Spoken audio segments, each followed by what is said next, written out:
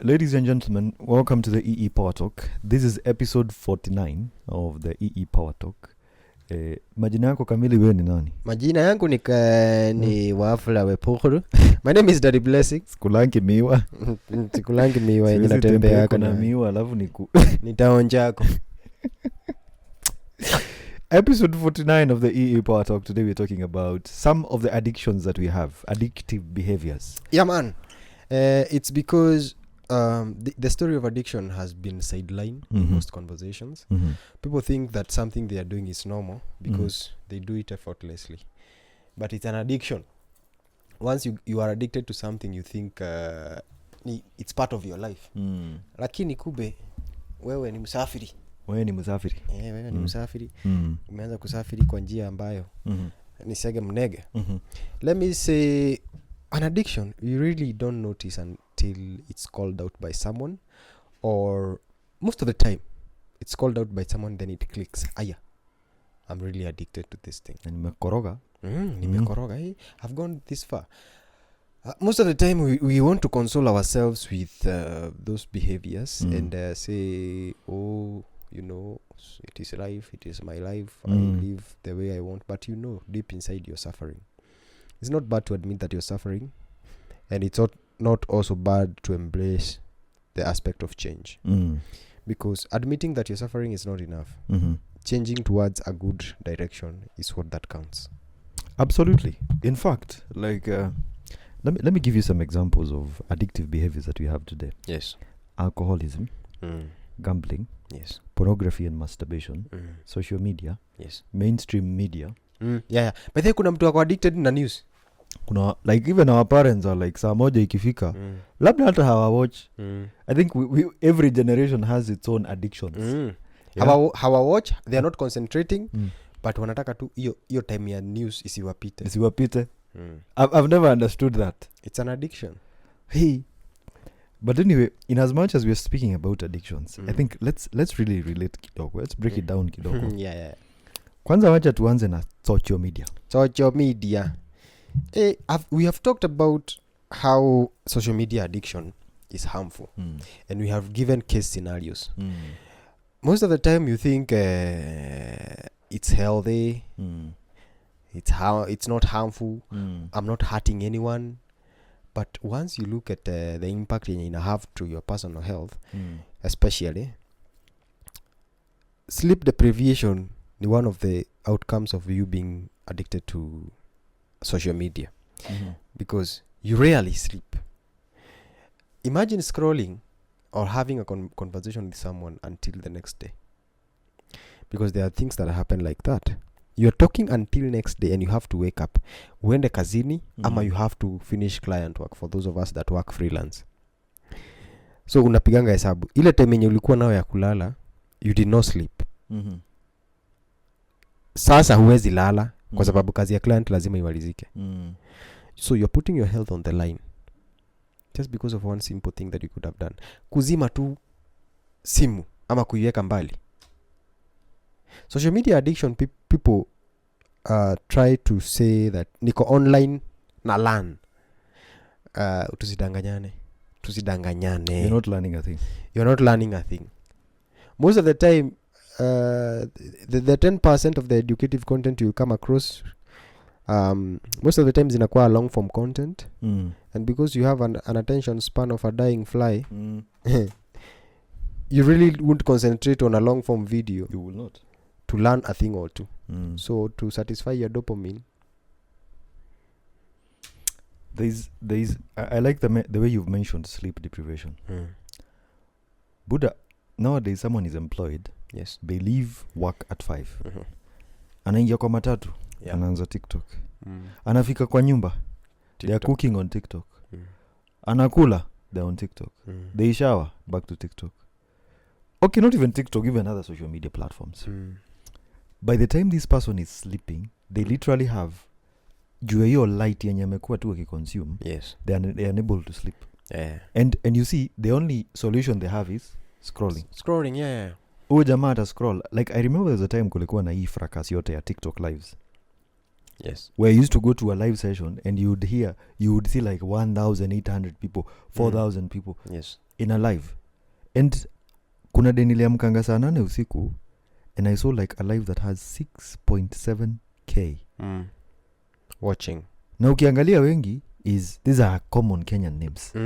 Unaona and the person who is holding the live is a Kenyan. So at first I was like, how is it that all these people are still awake? Insomnia is a real thing. Yeah, it is. And it's being caused by social media addiction. And then like people have also thought that if you're not able to sleep, the next thing you should be thinking about is how you will induce sleep. Yeah. So to induce sleep, unajidanganya, let me go check out TikTok. Yes. And this is, it's eventually going to lead to sleep deprivation. Social media itself has become so addictive to an extent that someone will go to the toilet, forget what they had come to do, but scroll. Yeah. Mtu anakaa kwa choo 30 minutes mnajinaa. Wewe kwani ulikufia huko? What are you doing there? It's funny by the way. There's a time I said, wacha nikule food without touching my phone. Yes. Nilikula, nikamaliza, nikaongeza ingine. Yes. But previously nilikuwa na umauma kidogo. Inapoa. Because your mind is mind yako iko nini? There's like if you ever want to harm young people nowadays, ama uwakasirisha tu. Yes. Go to an event and tell them, everyone, wekeni simu hapa.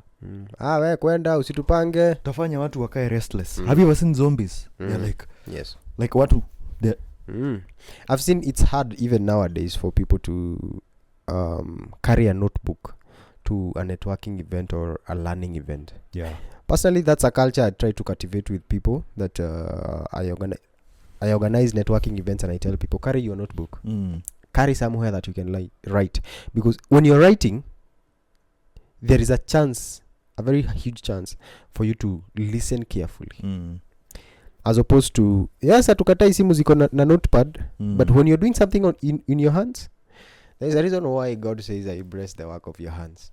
Haimaanishi una type na miguu, but of course, by the way, there is that kind of importance. Yeah. And you see, by the way, social media, it has, that social media addiction has really made interactions and human behavior become so weird. Yeah. Like, how is it that you're live streaming a bari on TikTok? By the way, hizo vitu zi unibo.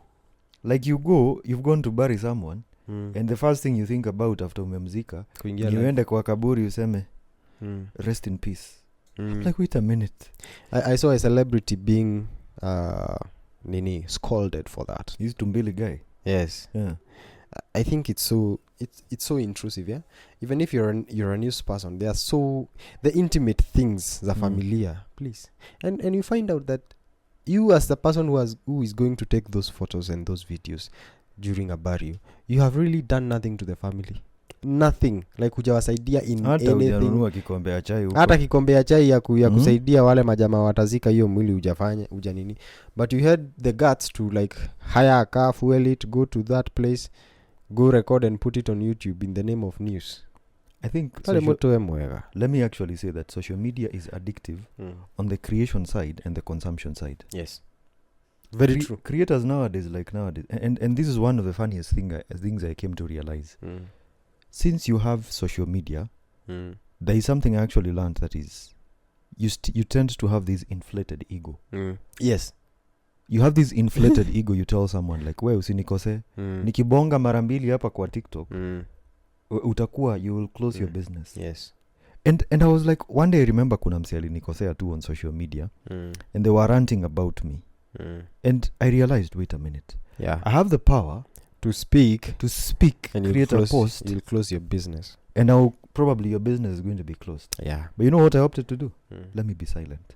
That's when I realized that's a real power. Most guys are addicted to social media to an extent that they don't know where to separate their private lives, their personal lives, and their business lives. Absolutely. You get a girlfriend, ndio huyo umeanza kumflown social media. You do this, you've already started. It's an addictive behavior. Tunakugongea unaanza kulia. Sasa si wewe umeleta. And you see, honestly, like for example, for me, I like to say that social media, keep your dirty linen out of social media. Sure. If you're a creator. At the same time, if you're someone who is consuming content, be very selective with the kind of content you consume. Sure. You know, I recently saw that unaona venye unaendanga unakuta video za mtu ni crisp, very clear. You might think that's the way they live. Buddha. Sisi ni professional editors. And videographers. CapCut has filters that will make you seem like you're in the UK or something. Yeah. And I actually came to learn that you'll be addicted to content that is not content. It's just an articulated and well-scripted video. There is a reason why we script these things, yeah? Mm-hmm. Because in each and every video that you want to drive, there is if you're a bad person, you'll drive a negative narrative. If you're a good guy, you'll help people, just like what EE Powertalk does. We tell you raw facts and things because we are gaining nothing. We are not here to rack up numbers so that we get paid. In fact, I tell people, we don't do EE Powertalk for money. If the money will come, it will find us. Sure. Not us actively looking for it. So now, that's why we don't have that filter, yeah. We are telling people what they want to hear so that we can hook them up to our podcast. Because they know wakikuja kuwatch episode yetu moja, we were inflating their ego and feeding into their delusion. We have a straight, clear mission to have real talk that can influence real growth. That's all about EE Powertalk. And by the way, that whole, let me say, one of the things I've come to learn with content creation itself, yes, is that content creators at one point, we can really be selfish. Yeah. We can really be selfish. Very true. You rack up a good audience, but you decide, since you never had this in your life, you decide now you want to show everyone what you have. Yes. And I came to learn that being a content creator, being a digital creator, being someone who is actually on the social media space, it's not really even about the people who follow you. It's the impact that you have on them. Yes. If you can't impact the people that follow you, then your following or your fellowship is useless. Very true. Yeah? And you see, we are addicted to content creation as creators on the perspective that we are looking for the next high. Yeah. We want to be told, you're looking handsome. That's why you're going to find dudes on TikTok. They piss me off that they're preparing for a dance. So what they're looking for, like if you look at most of it all. Yeah. First of all, they want to hook ladies sexually. Exactly. Then they shake their waist in a manner suggesting they are holding a spaghetti down there. And spaghetti amani ni courgette amani spaghetti. A cucumber. Oh. Whatever. Fimbo. Fimbo chapa. But nazijui mbona hawa majamaa wanajioneanga dust. Yeah. Most of these dudes wanajioneanga dust. They see dust. And you see, like, you cannot be doing that. You see, most, like, it's the same way, like, I like, if for ladies pia, a lady is going to do a very good video. Yenye amegonga hadi makeup. You know what she's looking for? Validation. Validation, yeah. Guys are also doing the same. Umeshinda kwa nyumba the whole day, umedance huku hivi. Like, I think we are beyond that point now. Yeah, we are. We are really beyond that. Yeah. Let me take you to a different topic of discussion. Tuongelele hii, and let's just demystify it vizuri. Addiction to pornography and masturbation. This thing is something that really we have discussed in details in our several episodes, and we shall repeat it because people don't seem to hear. We are not here to say we have not done those things. And that's what I tell people. We are not here to portray a very holy person. Yeah. The reason why we talk about these things with confidence is because of some of the struggles that we have come out of as young men. As a young man. Yes. There is this approach of nowadays, especially with matters of faith and how places like church and religious institutions and schools and all and parenting institutions, they want to fight this thing instead of educating people what this thing is, so that we can know shingo ya hii kitu ni wapi tuishike. Una get? So that we curb it, we tuinyime hewa kabisa. People, what they are doing right now is to demonize the people that are stuck in that addiction. Like telling people, mbona uko stuck in pornography? Wewe mwenyewe uliwatch porno. Mimi mwenyewe nishai watch porno. Even here, like I was shocked recently to hear a certain pastor who they are doing that. Yeah. Why would you? Like, okay, first thing, one of the things I've come to learn really is that never pretend to be holier than thou. Exactly. Because you'll make the problem even more worse. Let's say I have people who share with me the struggles that they are going through, all right? And the reason why I can sit that person down and find a solution is because I was struggling with that thing myself. Sometimes someone reaches out when you're in the middle of struggling with that same thing they're struggling with. And because they find you as a go-to person, in your bid to help this person come out of that struggle, you come out of that struggle yourself. Like, let me give you a strategy that I recently learned. And the reason I do this is because majority of young men, we suffer from that. Yes. But it's hard for us to admit. Sure. One of the things I actually came to learn is that we are given this innate power as men in form of a hormone called testosterone. Sure. We are given muscles. We are given the cognitive abilities to reason. And access to pornography and the internet itself has made it easy for guys to wank themselves. Sure. And I actually thought, how about, instead of complaining and blaming people on this, yes, how about you focus on changing your habits? Exactly. Like your habits. Stop watching movies that have pornographic content. Yes. Stop using social media. Stop scrolling 24/7 on TikTok. Stop using Instagram. Yeah. If you have to, just watch educative documentaries in the evening. Yes. Because what is happening is that you're going to get triggers. Thank you.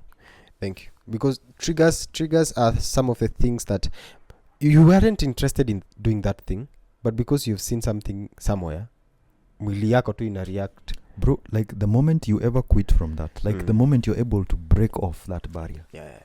Utakuwa unakaa hivi, you hear something like masturbation and you're like, oh my God.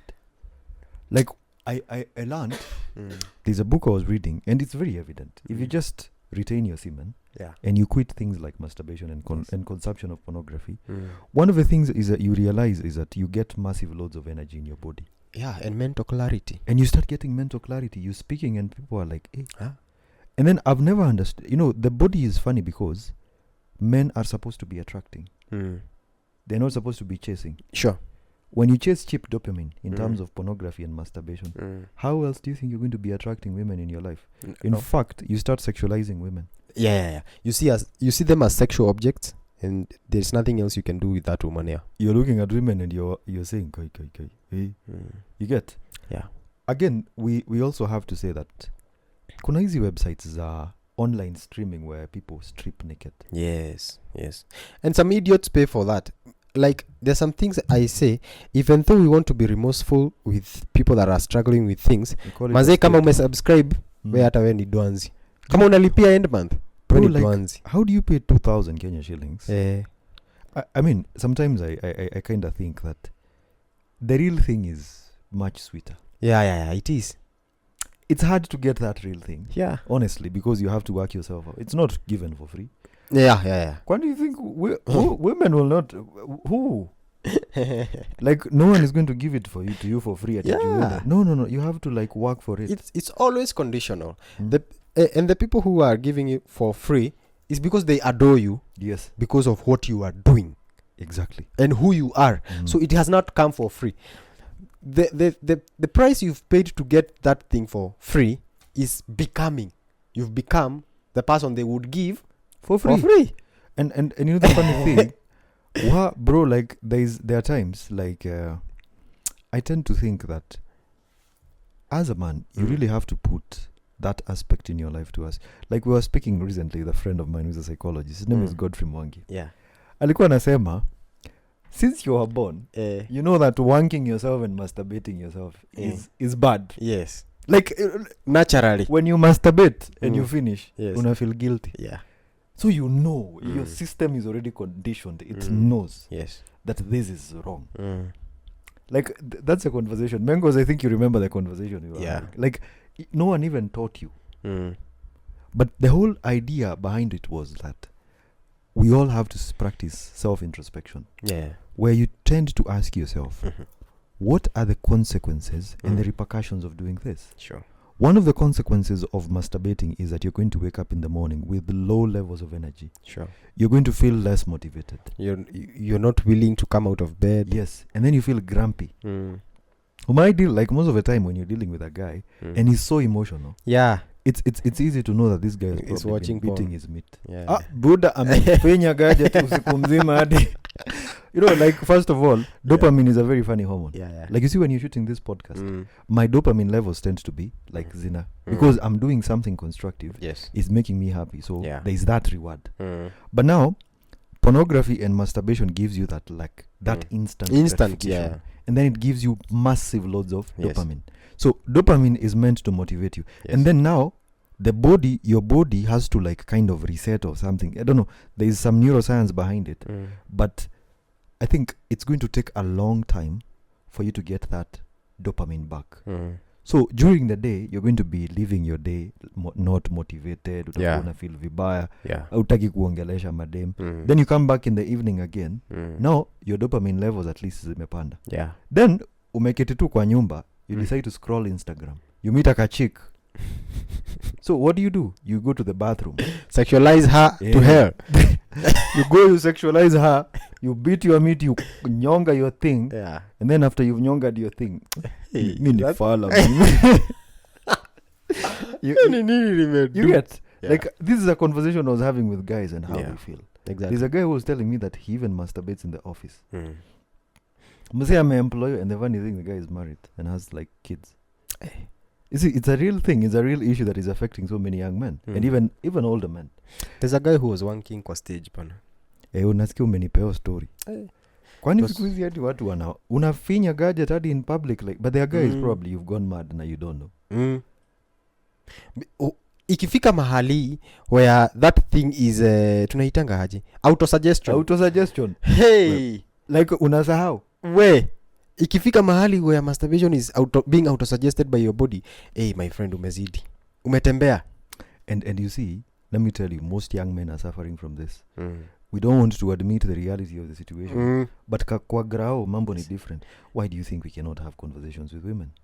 Like, for me, it's so easy to have a conversation with girls. Because first of all, I have like, yani usipofinya hiyo kitu yako, there is a sense of energy and there is a sense you will attract. You will attract. I mean, man, it's so easy to have conversations with this chick. If you're that kind of person who is sexually driven, it's possible for you to get the satisfaction you're looking for. Yeah, sure.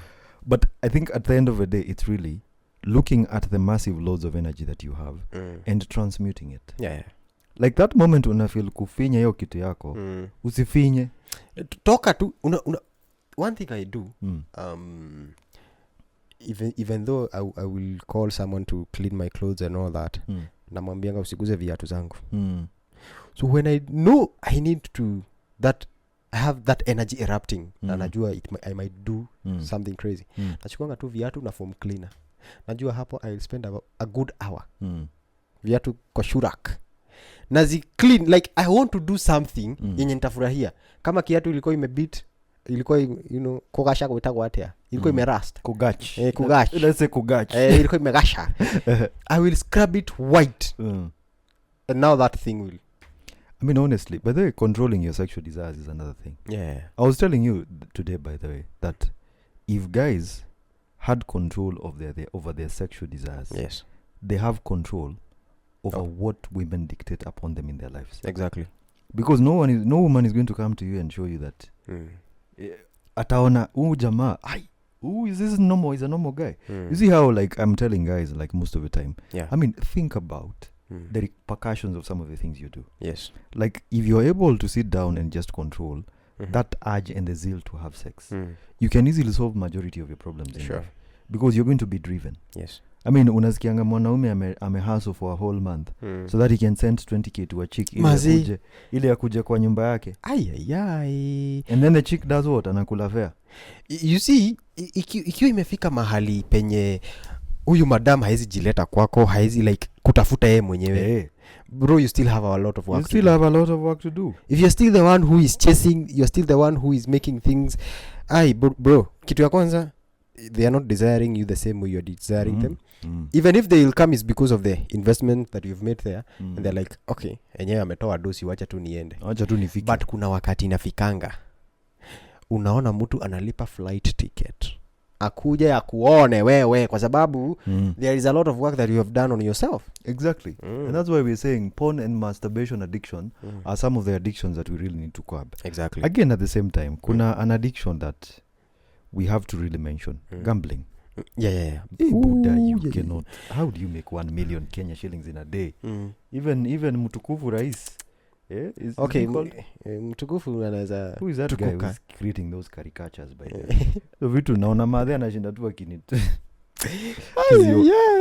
Mtukufu anaweza fanya.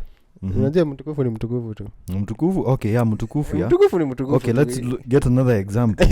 But I think most guys have been lied to that gambling. You know, like when you are creating this particular episode, I've created a post and said that a lot of these companies are taking advantage of your human psychology. Yes. They've realized that your urges and your need for money is one of the things that we can actually market upon. Yes. So what these guys will do is that they're going to go and get a certain celebrity. Akuje create a post on Facebook and aseme, so I put in a bet of sijui ati aliekelea 50,000 yes. and they've won 1.8 million shillings. Yes. So ukiona celebrity anasema hivyo, na ni mtu una trust. Quote and quote. Probably that celeb has been told that they're going to make this and this amount of money. Again, content creators in Kenya and digital creators in Kenya, in as much as you're broke or something, we are the biggest instigators and promoters of gambling addictions in Kenya. Even pornography.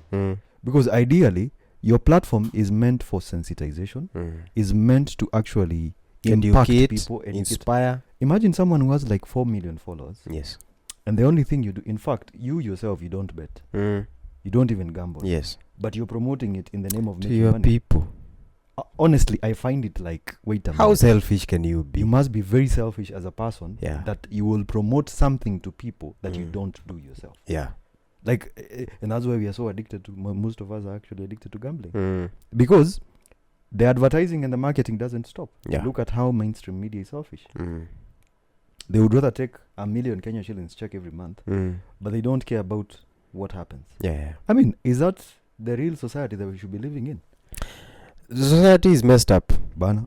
It's messed up, and the funny thing is, people are taking things as ni kawaida. I hate this terminology yenye ililetwa na the former health CS Mutahi Kagwe. The new normal. Do you remember during the nini? I remember that new normal thing. The new normal. This is the new normal? So, you see, when people have a certain behavior, and nothing against Mutahi Kagwe, by the way, when people have a certain behavior and it's an addiction, they welcome it. Inakuwa part of them. And now they start saying it's the new normal. It's many things that we will hear people saying, okay, ni sawa, nasikia hizo vitu mnasema, but you're in 2024. No. So we are in 2024, so you should be doing things mandazi because we are in 2024. So we should be all gambling because it's 2024. It's 2024. And you're going to find some guys seated down saying that, wewe usitushow wewe. Usitushow. Unatuambia nini? Honestly. And I like to ask ourselves, like I like to ask myself a question as an African. Yeah. Over the past 50 years, what have we done as Africans? Pretty much a lot of assimilation. We have been assimilated in different cultures. Our culture is slowly disappearing, dying. Let me say, I think over the past 50 years, one of the things that we've done as Africans is just copy. Yeah, that's the thing. We want to be so much westernized and to sound some type of way. Do you know why we think America is good? Because of TV. Because of TV. And the movies and series. The movies and series. Our people who have gone there, yes, they will tell you opportunities are there. Because the people who created the lies also believed in them. The Americans that created the American dream also believed in the lie. And I think honestly that's how even you're finding guys getting into all these addictions, because there's so many gambling, procrastination. We've also gotten to a point where nowadays people are normalizing. There's some things we are normalizing, and I'm like, wait a minute. This is madness. Don't you guys understand this is stupidity and madness? And one of the things, maybe towards the betting side of things, even our mainstream media. Betting companies are paying millions upon millions to advertise on media companies. And because this media company has a command in Kenya, and you have to understand hawajafungua hii kitu ikiwa Red Cross. Hawajafungua wakusaidie, wao wako biashara. So you can't tell them to because they are caring about the society watakusaidia. Nowadays, I wanted to be a journalist, but now the approach that journalism has been given nowadays. Kwa kila show kuna section ya gambling. It has to. Tuma kwa M-Pesa 99 uko na chance ya kushinda milioni moja every 20 minutes. Kwani hiyo kampuni inatengeneza pesa wapi? Kwani ni pesa wana print? Is it Deraru? And actually, let me honestly tell you why as society we've become so we've become failures. Because we don't focus on productivity. Yes. We don't focus on productivity. I mean, sometimes I ask myself the question of, right? You're running a business. You provide value into society when you do something. Yes. Look at what these companies are doing. Yes. Is there any value that they're doing? You're going to see the occasional CSR, and you see it like it's nikuficha white. And you ask yourself the question of, wait a minute, is this the kind of empowerment that you're saying that, like, I would honestly be challenged if someone was to say, like, let's challenge our youth to be more productive, to create things that really make sense. This is a point you should be talking about digital literacy. Yeah. We should be talking about people getting empowered to do stuff. Yeah. Do you know how good it is, like, when you wake up in the morning, uende Nairobi, ukutema youth wako kwa street doing street photography? Yes. Do you know how good that is? It feels so nice. It feels so nice. Like, then you wake up in the morning, unaenda unakuta mwingine, someone is doing like product photography somewhere. Another one is doing digital marketing. Another one is doing this and this. Activity. One of the things that people have to understand about a country's gross domestic product is that it is not influenced by sijui ati getting money from sijui loans and sijui betting and doing. No. There has to be products and service involved. Exchange. There has to be commerce, imports and exports. So the only way we can get to prevent all these weird addictions is only when we have an inclusive generation of productive people. Yes. Do you know we are not productive, most of us? Yeah. We are just busy. Unakuta mtu anatengeneza video ya YouTube. Like, watch majority of the YouTube videos in Kenya. Yeah. Majority of the YouTube videos in Kenya zinakuwa ya kazi gani? Majority of the videos in Kenya really lifestyle and selling a dream that is not really there. Why would a person tell you to start living a certain lifestyle and really haujafika hapo? Then in it wamekuwa sponsored by a company that is selling lifestyle thing. Part of the things that and you mentioned it, part of the things that betting companies do as CSR is like kwenda kuchukua mtu fulani anasafa wana transform life yake. That's nothing. Kuna kitu kama hiyo. That's nothing kwa sababu it's marketing. It's marketing. It's marketing kwa sababu if let's say 2 million youths have wamebet leo. All right? 2 million youths wakibet leo. Let's say out of the 2 million, of course what I lose. 99.99% what I lose. What I lose. Let's say wame lose an average of 50 shillings. 2 million people. That is 100 million Kenya shillings in a day. All right? Wacha hata waitishwe tax ya 40% as betting companies. That is 60 million in a day. Alafu part of their CSR ni kutenga 5 million after every 3 months ya kusaidia mtu. What is that? These are guys who are billionaires. So we really need to regulate ourselves because the government isn't helping much. they know these companies, if we close them, tunapoteza do as a government, and we want to be corrupt.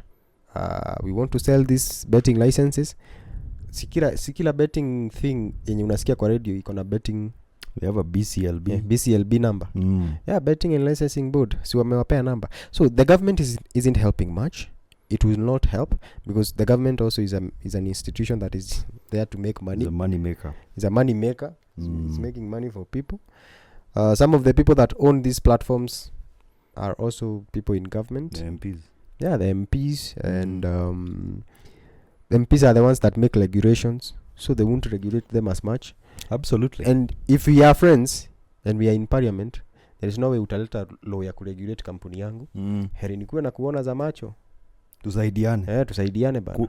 Kula pia wewe. So some of these addictions, it's upon us to take a personal responsibility of regulating ourselves. Because there is nothing much things outside ourselves can help us to regulate. True. Yeah. Well, anyway, for me, I just think I'll end it at that and say that it's important that control the addictions. Yeah. If something has control over you, that's the master. You are not the master. Yeah. If it controls you, it's your master. You're not the master. Yes. When you're addicted, accept you're addicted and seek for help. There are people out here who are ready and willing to help you. Adopt therapy. Therapy is not for weak people. Actually, for strong people. Therapy is for strong people. If you can sit down and just say, I'm suffering here, I need help. That's strength. You're not a weakling. Plus also don't tell anyone. The problem is not you sharing. The problem is always the receiving end. So look for people that have professionally trained to receive such kind of information and do their research on how to help you, or look for people who can just listen to you and give you a solution. And watch EE Powertalk. Sure. You can get solutions from here. Utapata majibu. We take pride in telling the truth. Thank you for the insights. Absolutely, definitely. Asante. Karibu sana. That's the EE Powertalk. See you in the next one. See you in the next episode. Yeah.